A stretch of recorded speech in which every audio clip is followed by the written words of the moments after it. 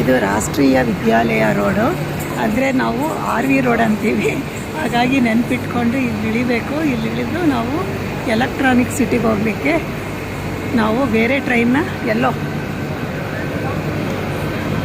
ಎಲ್ಲೋ ಲೈನ್ಗೆ ಹೋಗಬೇಕಾಗುತ್ತೆ. ಇವಾಗ ಹೋಗೋಣ.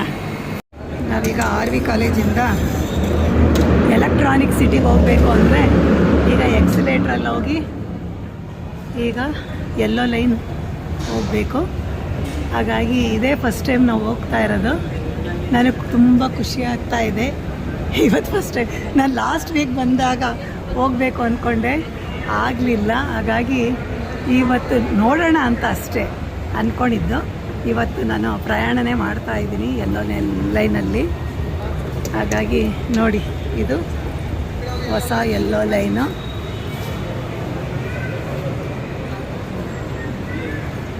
ಇನ್ನೂ ಟೈಮ್ ಇದೆ ಬರಲಿಕ್ಕೆ.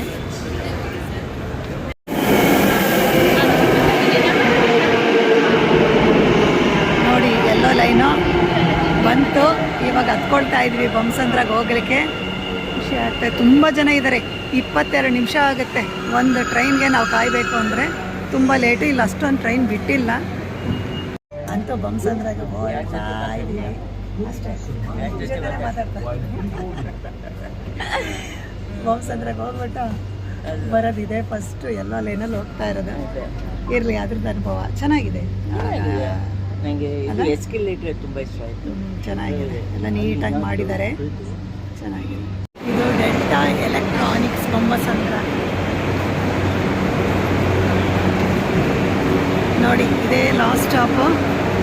ಇವಾಗ ಹೊರಡುತ್ತೆ RV ರೋಡ್. ಇಲ್ಲಿ ಜನ ಕಮ್ಮಿ ಇದ್ದಾರೆ, ಲಾಸ್ಟ್ ಸ್ಟಾಪು. ಹಾಗಾಗಿ ಖುಷಿ ಆಗುತ್ತೆ. ಇವಾಗ ಹೊರಗಡೆ ಹೋಗೋಣ.